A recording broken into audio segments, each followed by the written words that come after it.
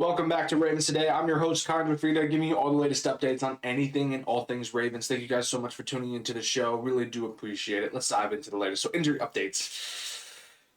I called it in yesterday's video. So, love this. Tavius Robinson and O'Darius Washington both returned to practice yesterday. Oh, so good to see them back. So good. Harbaugh did mention that Tavius Robinson is probably going to have a shorter window to, play, while Darius Washington is probably going to have to take some time to get back into it. So I don't expect Darius Washington to play against the Steelers this week, nor do I. I mean, it'll be up in the air on how Tavius Robinson progresses. I want to see him out there against the Steelers. So we probably won't see Darius Washington strap up for the Steelers, but I think we will see Tavius Robinson at least strap up a few times for the Steelers. This is good news. It's good news, and we just have to take all the good that we can right now. We're 6-6, and we need everything and anything now. Still, we're gonna get to that in a little bit. Looking down the barrel here. Also wanted to point out that former Ravens middle linebacker Patrick Queen suffered a hip injury last game against the Bills and was ruled out for the rest of the game. We're probably not going to see him play against his former team. I mean, he's already played against his former team, but, it's kind of bittersweet, him talking trash all year and stuff like that and blah, blah, blah, blah, because, you want to hype up the game. Probably won't play against the Ravens. You hate to see it. In terms of Steelers rivalry, I'm like, okay, cool, see you later, Queen. You'll be sitting on the sidelines while we beat your team. But other than that, on the more morale side, I just hate to see any player that get injured, and especially against a rivalry team, especially against your team that you used to play for. I mean, coming from an athlete, it's just what it is. What it is. It adds extra motivation. So, but it is what it is. So we're gonna take this and run with it. If Patrick Queen doesn't suit up for the Steelers, which I don't think he will, Ravens have to capitalize on that. Moving on here. So Draymond Jones was fined. Oh, this makes me angry. So he was fined versus the Jets a couple weeks ago, $14,055 for a violent gesture where he did this and then did this. Dear Lord, whatever happened to the freedom of speech? Let the players just talk trash. Oh my, you spit on the ground, you get a fine, you get kicked out of the game. There was in the Michigan-Ohio State game not too long ago, player from Michigan headbutted a ref and was not, ejected from the game. These calls are so soft. Come on. Let the players talk. What are they going to do? Sit there, sack a guy, and then say, it was great, and then walk away? No, you want it to be you want to be in their face. You want to be in the crowd, enemy territory. You especially want to get in with the crowd. Against the Steelers, take the terrible towers and wipe your butt with it. Create a skid mark on your swamp butt with the damn terrible towel. It's $14,055. Seriously, unbelievable. And Draymond Jones did tweet about this as well. He had mentioned, and quote, "I was just saying it's over, in competitive sense, and now my kids aren't going to have Christmas gifts this year. #thank you NFL." One of the greatest tweets I've ever seen in response to a fine. Oh, so obviously he's joking. I'm assuming he's joking, but he's also throwing shade at the NFL because of a damn, a stupid gesture that when you're excited and you sack a guy, and it's really? Come on. It's just so soft these days. Let them talk. Don't let them fight, but let them talk. It's just one of those things where it makes football, it's part of the game. Any game. Baseball, soccer, basketball, hockey, especially hockey. Football, where you get in each other's face, and then after the game, you're like, "Hey, good game, man." It was there's nothing personal with it.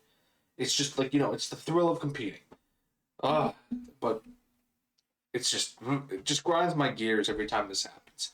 Also, this brings up another thing that I've noticed that, remember when I said yesterday that Harbaugh had mentioned that, well, the reason why Derrick Henry did not get any touches in the second quarter and it was not part of the game plan.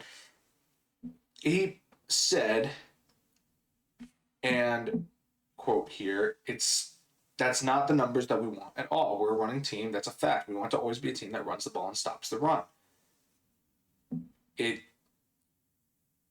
didn't. The game plan was that they during the second quarter they didn't run the ball as much as they wanted. So they were in 2-minute offense in both second quarter and second half. That explains the play distribution, the circumstance that the game tool us in that direction. So there seems to be, and we've seen it for a few weeks now, a lot of friction going on between Todd Monken and John Harbaugh. Todd Monken's game plan versus John Harbaugh's game plan. I don't know who is in the right. I mean, I've said my piece on John Harbaugh. I think he should have been fired, especially after the 1-5 start. Come on, Lamar Jackson. He should have been fired before Lamar Jackson even came into the league. Before the Ravens drafted him, he said Lamar Jackson single-handedly saved his seat. But at the same time, giving your run like Derrick Henry of all running backs, no touches in the second quarter, and less or even and not as many in the second half. It's just, what is going on? It's like, whose game plan are we for here? Is it Monken's or Harbaugh's? Because mind you, I get it. I've read in my comments section that Monken runs the offense, but Harbaugh's the main top dude. He oversees everything. He oversees all of it. He authorizes everything in terms of the game plan and on both offense and defense. He's the head coach.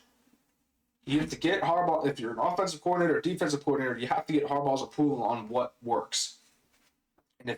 But if now he's I feel like here's my theory here. He's shifting blame on something instead of changing it. He should, if any good head coach would be listen, we gotta change the game plan because this isn't working. We need to start adding Derrick Henry more in the second quarter because clearly whatever game plan we drew up was not working, and we need to really start. We're looking down the barrel here, which I'll get to in a second. That's a good head coach, but not changing it midway. Harbaugh's done that a couple of times where he's called an audible and the game plan was changed and we won the game. This time, but it's very few times he's done that. With this game especially, against the Bungles of all teams, Thursday night, I get it. Quick turnaround. You have to start saying, okay, we need to come up with something else here. And not wait until the press conference to be oh, I didn't like that game plan at all. It's what do you... I'm just at a loss for words because I'm why didn't you change it? Lamar Jackson was struggling. Just run the ball. Use Keaton Mitchell. Don't use Derrick Henry. You're going up against the worst defense in the NFL. You don't want to change the game plan that clearly isn't working? Come on, man. That's on Harbaugh. Monken's side is if it's on him, if this is the game plan, I would look at him and say, what are you doing? What film are you watching? Utilize arguably one of the best running backs in the NFL against the worst run defense in the NFL. Or rather, one of the worst. Instead, you're having Lamar, the game plan is for Lamar to throw the ball. Mind you, Lamar's been struggling, and you just got to utilize the players that around him a lot more. Just one of those, I don't know what's going on, but it's Harbs versus Monken. Pick a side. And look, I said it many times during this video, looking down the barrel. We're not looking down the barrel. Regardless of whether it's Harbs or Monken's fault in terms of the offensive struggles, we need against the Steelers this week, people, because our rivalry team, our historic rivalry team, I don't remember the last time we won both games against the Steelers, and this season we need to win both games against the Steelers.